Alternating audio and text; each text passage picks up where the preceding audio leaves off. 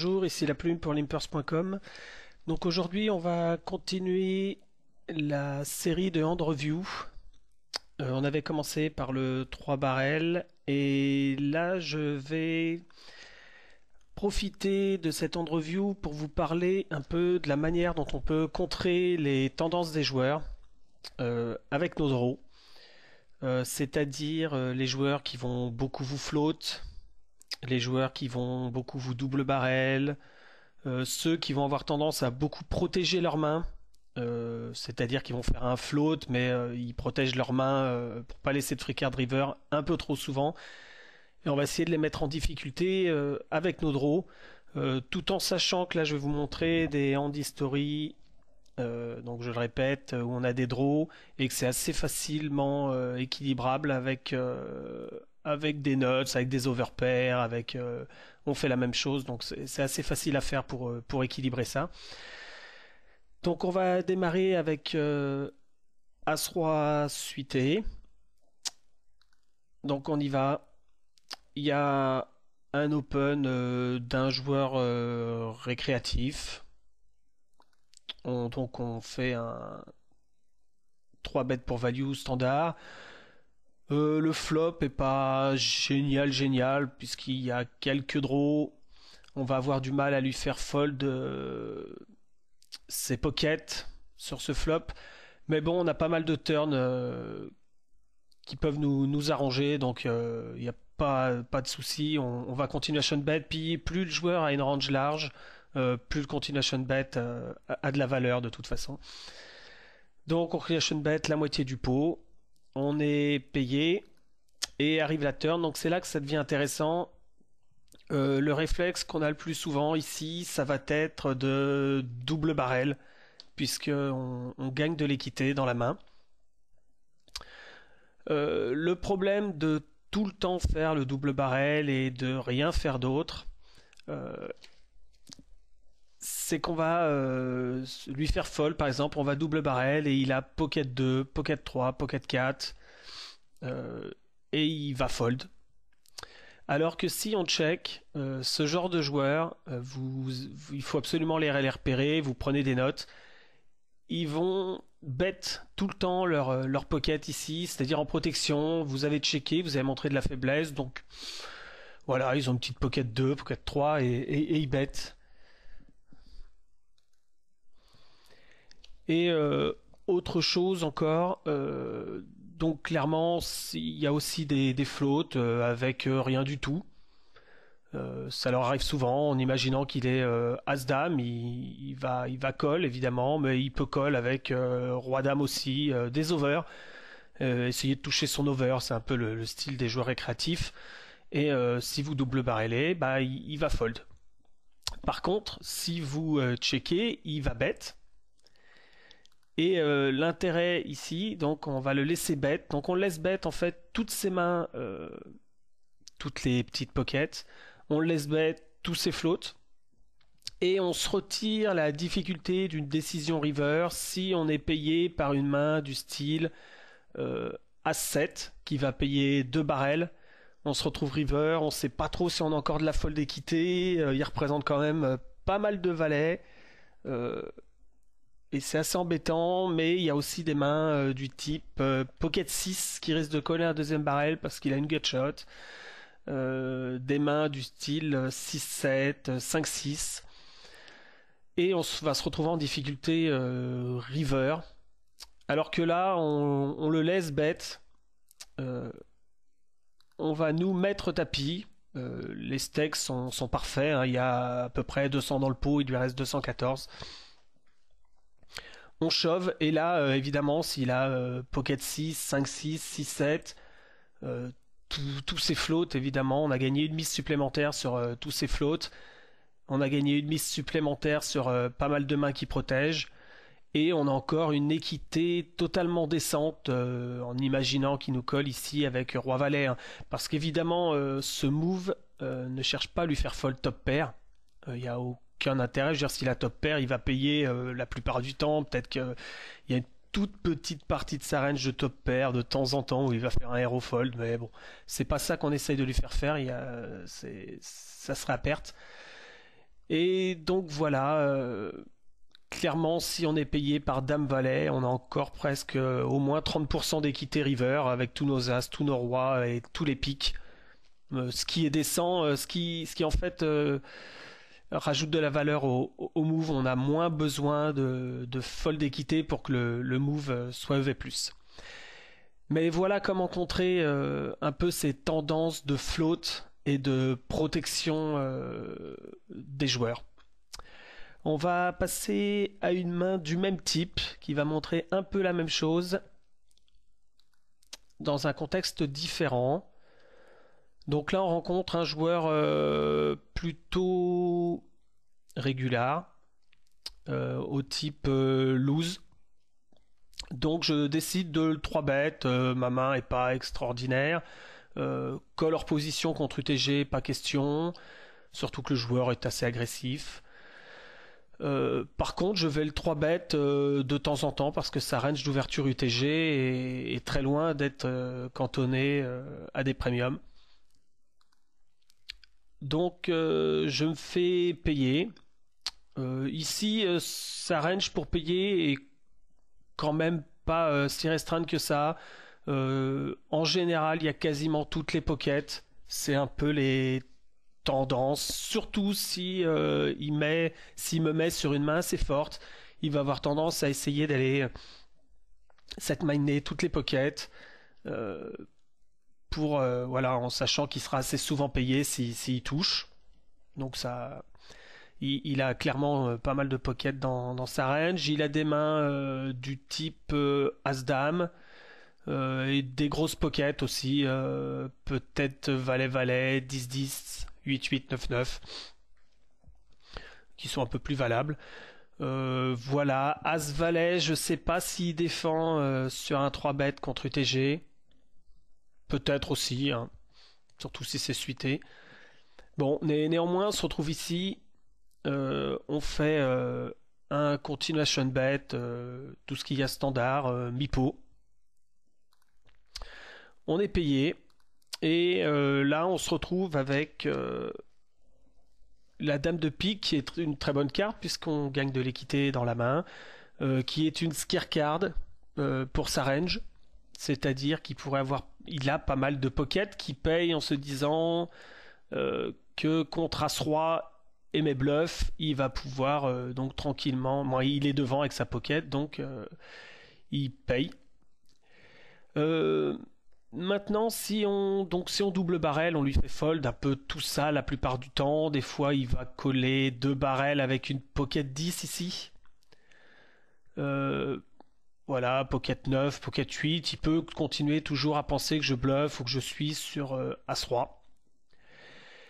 Et donc, et puis je rajoute qu'il a aussi pas mal de float.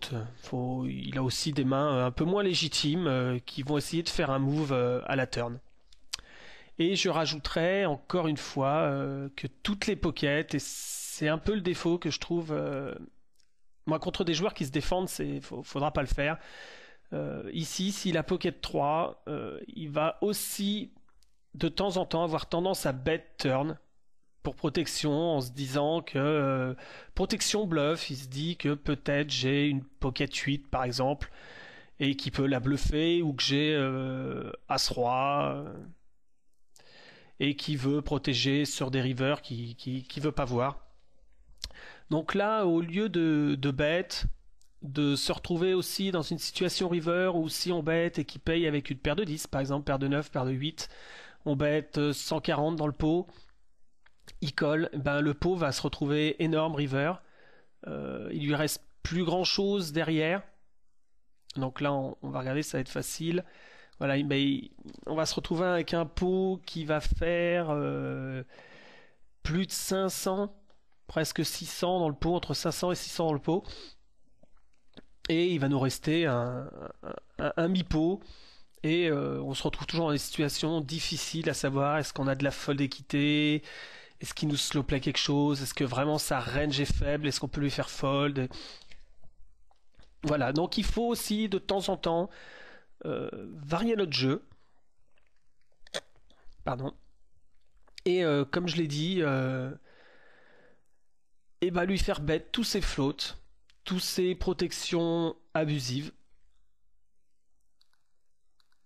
et lui mettre tapis, ce qui est en fait en plus on se retrouve avec des stakes parfaits sur ce genre de pot 3 bêtes où il y a 400 dans le pot, il lui reste 335. Donc clairement s'il a ici pocket 10, pocket 9, c'est quasiment impayable. Sur ce genre de situation, hein, j'ai quand même 3 bêtes contre UTG, donc je représente une range quand même assez forte. Et comme je disais en début de vidéo, il faut pas hésiter à faire ce move aussi avec des nuts. Ici par exemple si on a As-Dame, pas hésiter à le faire aussi pour équilibrer nos ranges et pas tout le temps qu'on montre des draws dans ces situations là.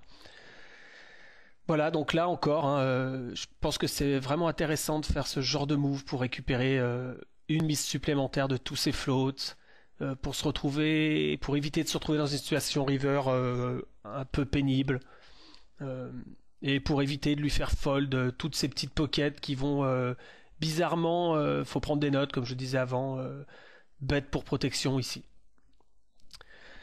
Donc on va passer à une troisième main.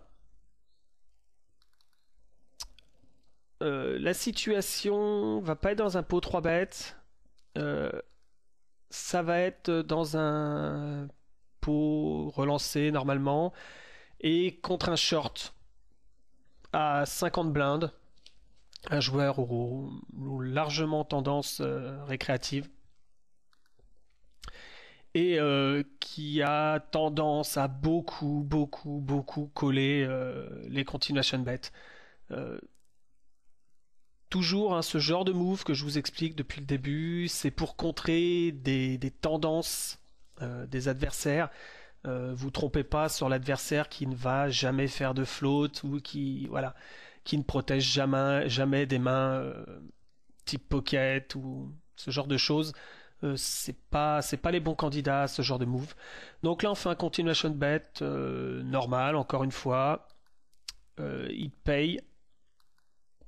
On se retrouve sur une doublette de l'As.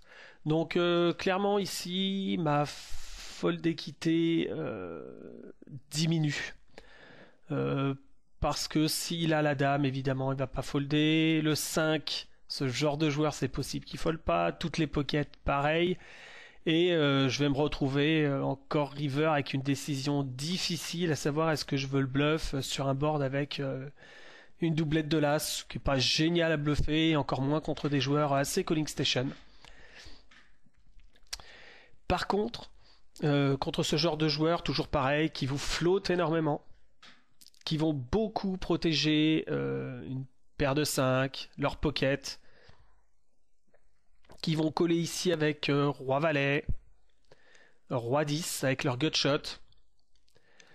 C'est intéressant encore une fois de les laisser bêtes et on se retrouve dans une situation où le pot fait 240, il nous reste 335 effectifs derrière, c'est un léger overbet et clairement je vais lui faire folder beaucoup plus facilement toutes ses mains que de faire un deuxième barrel moi à 90, il va encore me payer assez souvent alors que là je lui laisse évidemment bête comme j'ai dit tous ses floats. Avec gutshot, mais aussi toutes ces protections de pocket. Et clairement, j'essaye pas de lui faire folder une dame. De temps en temps, il va trouver le bouton fold. Mais c'est pas ce que j'essaye de lui faire folder. Ça serait une erreur. Donc là, je push avec une équité. Bon, je dois avoir 25% d'équité pour la river si jamais je suis payé par une dame. Ou, voilà. Par un as, un peu moins peut-être. Et mais j'ai beaucoup de fold d'équité. Et donc le move me paraît super intéressant pour un peu les embêter dans leur stratégie de float. Donc on va passer à une quatrième main. Donc un spot totalement différent. Donc là, c'était clairement pour contrer tous les floatings et les protections abusives. Maintenant, on va essayer de contrer les joueurs qui vont double barrel beaucoup. qui sont assez agressifs. Donc là, open au bouton d'un joueur régulier.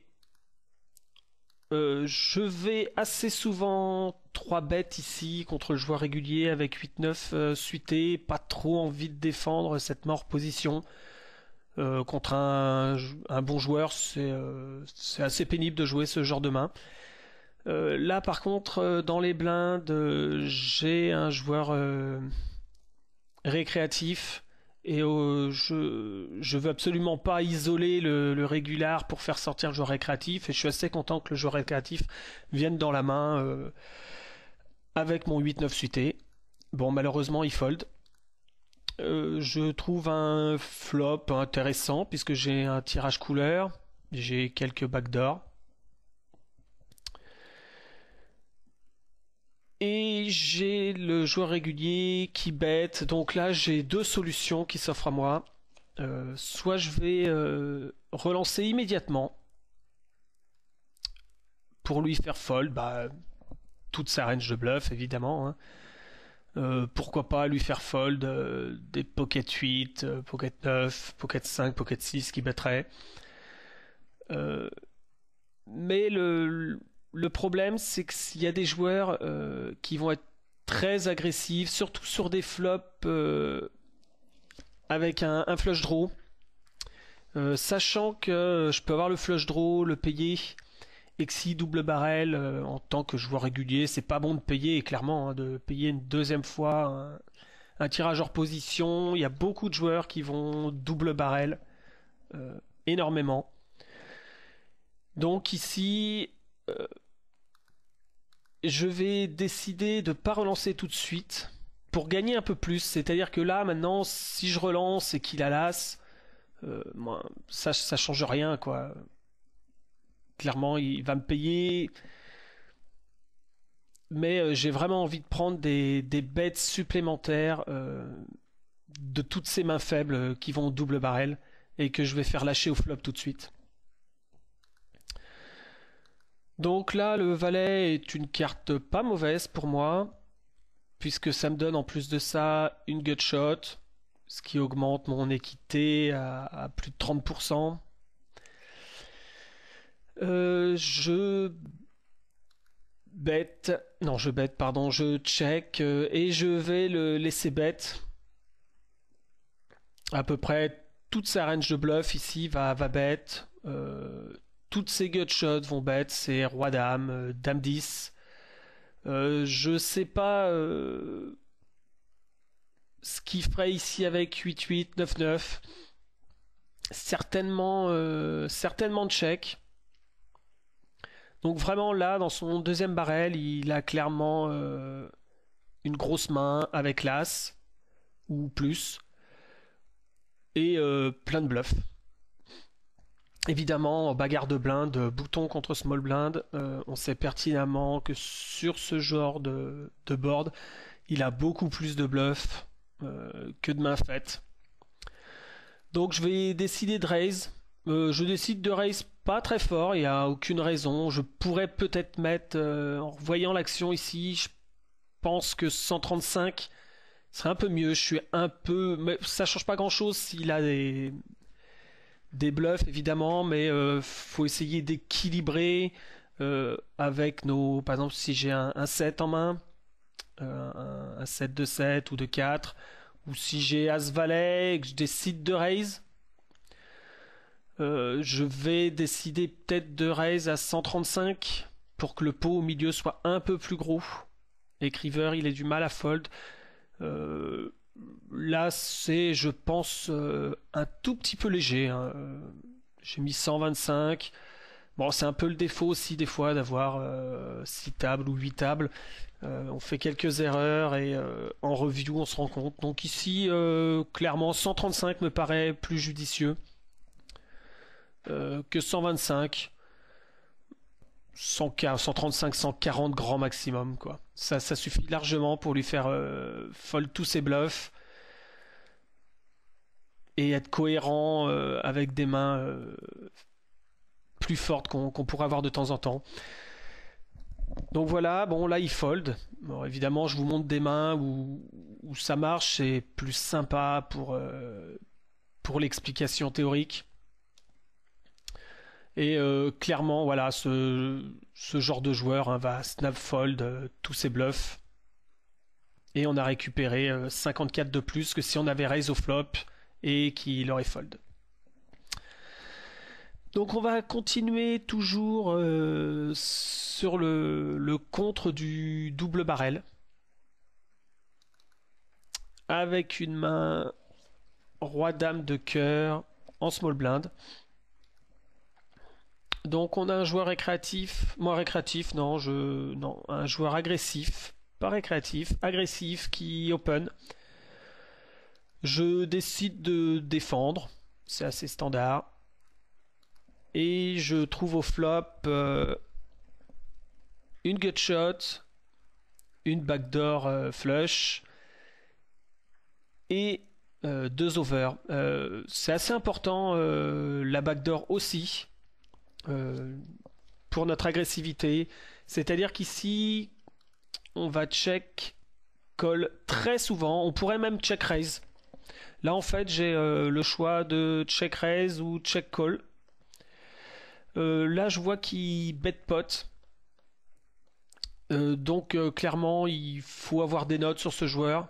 Si le joueur a tout le temps les notes quand il bet pot, on va fold. Ou call une fois, suivant si on pense que tout lui prendre derrière, si on prend notre valet. Et il y a des joueurs quand ils bet pot ont très souvent R. C'est un peu leur tendance. Surtout des joueurs agressifs comme ça.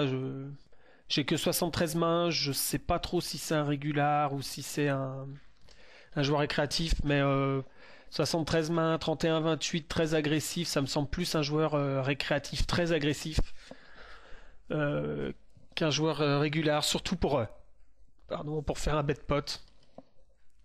Donc ici j'ai le choix soit de raise tout de suite, si je pense qu'il est en bluff, et vous avez le choix aussi de retarder votre raise si vous pensez qu'il est en bluff et très agressif. J'entends par là que s'il est en bluff, que vous relancez ici, vous allez gagner, donc c'est 16.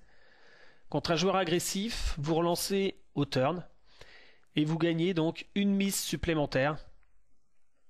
Alors évidemment, on investit un peu plus, mais à vous de ne pas vous tromper dans les tendances adverses. Donc ici, je décide de payer en plus avec ma backdoor et mes over et ma gutshot. Je suis vraiment très très bien. L'As est à la fois une scare card et à la fois une très bonne carte contre les joueurs agressifs, puisque là ils vont double barrel l'As avec leur bluff, 100% de leur range de bluff. Donc clairement quand l'As sort et qui bet, on a encore toute leur range de bluff présente. Et on va dire qu'à vous de voir les joueurs. Il y a des joueurs qui ici avec valet 10 vont check back et vont pas bet sur l'As. Donc clairement quand il bet en plus, il a priori pas de main type 18, valet 10, voilà, toutes ces mains en dessous l'As. Donc il est clairement soit avec une grosse main, soit avec un bluff, et comme je le répète souvent, on a beaucoup plus souvent des bluffs, surtout de la part d'un joueur qui joue aussi agressif et autant de mains. Évidemment, si on se retrouve contre un joueur neat qui joue 18, quand il double barrel sur l'As, il y aura beaucoup plus d'As par rapport à un joueur qui joue 31-28 ici. Clairement, hein, donc il ne faut pas se tromper sur nos moves. Donc là, je décide de raise 58. Là, le raise, je le trouve très bien. Pas besoin de faire plus fort ni faire moins fort. On est cohérent avec pas mal de mains. Après, à lui de se mettre à notre place et à se demander si là, j'avais par exemple As-10, un 7-2-10, 7-2-9. Est-ce que je raiserais ici contre lui ? Ou est-ce que je le laisserai 3 barrels étant donné que c'est un joueur très agressif? À lui de voir ça. C'est possible que dans ce genre de situation, je sois un peu déséquilibré. Mais j'estime qu'il y a quand même pas mal de joueurs qui ont du mal à renverser en fait la situation et se demander si par rapport à son image, je serais pas plus tenté de just call et de le laisser le faire river avec les grosses mains. Maintenant, je lui demande aussi quelque chose de difficile, c'est-à-dire que dans le pot, il y a 127, il me reste 119 derrière, et que s'il a rien, c'est pas évident pour lui quand même de contre-bluff, surtout pour ce genre de joueur. C'est toujours pareil, hein, on va adapter nos bluffs, nos sizing, nos tendances, nos fréquences à la qualité du joueur en face, hein, évidemment. J'estime que ce joueur-là, je vais pouvoir faire un peu plus ce que je veux que des joueurs beaucoup plus forts. Donc ici, il fold. Et on va passer donc à une autre main, une autre situation,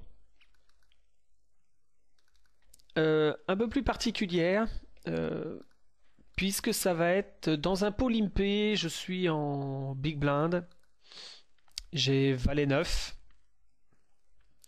Le joueur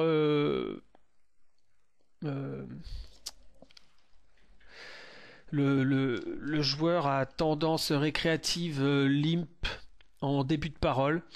Donc là, c'est très important au niveau de vos notes de savoir contre quel range vous vous trouvez. Il y a des joueurs qui vont limper que des pockets, des joueurs qui vont limper pocket et A6, des joueurs qui vont limper tout et n'importe quoi. Et donc c'est assez important de savoir contre quoi on va se retrouver. Je vais m'expliquer pourquoi. Ici, je décide de pas relancer, je pourrais le faire, hein. Je vais décider de juste checker. Je me retrouve donc avec une open-ended. Et il bet, toujours pareil. À vous d'essayer d'évaluer si vous préférez raiser tout de suite ou raiser à la turn. Ici, j'ai certainement hésité, hein, et pris la décision de coller. Et je me retrouve donc avec un as à la turn. Et ce qui est intéressant, c'est vraiment de connaître la range de votre adversaire ici. Si ce type de joueur-là ne limpe jamais les A6, puisqu'il n'est pas très agressif, ça va être aussi important. Vous voyez, il mise. S'il limpe des A6, c'est assez embêtant de se retrouver dans cette situation-là. Alors après, à vous d'estimer si hors position on va pouvoir rentabiliser notre tirage si on le touche. Savoir un peu s'il est vraiment calling station, s'il est tilty, si voilà. Par contre, si il limpe tout et n'importe quoi, si c'est un joueur qui va être à tendance très pot de contrôle, il y en a beaucoup des joueurs récréatifs qui sont passifs comme ça, parce qu'ils pot de contrôle, c'est-à-dire ici ils ont As-3 par exemple, l'As sort, ils vont tout simplement checker pour pas faire grossir le pot de trop et pour un peu tromper. Et donc clairement quand il bet ici, ce genre de joueur qui est pas hyper agressif, si j'estime que dans sa range il y a très très peu de A6, que je l'ai pas vu limper ce genre de main, clairement il y a beaucoup de bluff pour moi. Et donc je pense que c'est encore un très bon spot de raise. Et pas besoin du tout de mettre fort contre ce type de joueur. Je m'explique. Clairement, soit il est en bluff total, il va fold. Et en plus de ça, c'est des joueurs à qui il n'y a pas besoin de raconter une histoire qui tient la route. Vous allez jouer contre des bons joueurs où là vous allez devoir faire des bluffs, des sizing qui soient cohérents avec des grosses mains. contre des joueurs de moins bonne qualité, j'estime qu'il y a beaucoup moins besoin d'être cohérent. Parce que tout simplement, si ce joueur-là, il a une main quelconque, genre, je sais pas, 5 et 6 par exemple, il va pas se poser la question 2 secondes, il va snap fold. S'il a une main du type, pourquoi pas, 10 et 8, qu'il aurait bête par exemple, il se posera pas non plus la question à savoir ce que je peux représenter avec un bet aussi petit et des tapis aussi gros derrière. Donc, il fold et le move pass. Voilà, en fait, je tiens quand même à rappeler le but de cette vidéo, c'est de vous donner un peu des idées pour sortir de votre jeu ABC. Ne pas tout le temps jouer vos mains pareilles et essayez absolument de vous adapter aux tendances marquées de vos adversaires. Euh, Clairement, il y a des adversaires hein, souvent qui vont se retrouver à notre gauche et qui vont être très pénibles, qui vont faire énormément de floating, voilà, qui vont vous embêter tout le temps. Il y a des joueurs, que ça soit des bons joueurs qui flottent, que ça soit des mauvais joueurs qui flottent, que ça soit dans des pots 3 bêtes ou des pots limpés. Euh, il faut absolument trouver des méthodes euh, pour les empêcher de nous marcher dessus. Donc clairement les draws, donc là on a vu pas mal de flush draws, mais vous pouvez aussi juste avoir des open-ended comme sur cette dernière main. Et clairement c'est à vous de les embêter et qui n'ait plus envie de venir vous flotte, voire tout simplement vous jouer. Euh, et après, évidemment, dans tout ça, pour pas être déséquilibré, c'est très important dans un pot 3 bêtes. Par exemple, si vous avez les As, euh, qu'un flush draw s'ouvre à la turn, de check raise avec les As, tout simplement. Ce que vous feriez si vous aviez par exemple le flush draw. Vous pourriez double barrel ou le check raise et avec les As ou avec pourquoi pas une double paire ou voilà avec les nuts vous check raisez. Il y a évidemment des fois où il va vous payer et c'est important qu'il voie des nuts, qu'il voie des draws et qu'ils savent plus trop quoi faire contre vous. Donc essayez d'être créatif, de trouver vos spots, de réfléchir aux tendances de vos adversaires et à ce que vous pourriez mettre en place pour les contrer. Donc là, c'est des choses pas très difficiles à faire, à vous de réfléchir et à voir les autres choses que vous pourriez faire. Pourquoi pas délai encore votre bluff à la river. À vous d'analyser ça et voir vos tendances de vos adversaires et d'y réfléchir. Voilà, c'est fini pour aujourd'hui. Je vous souhaite bonne chance aux tables et à très bientôt.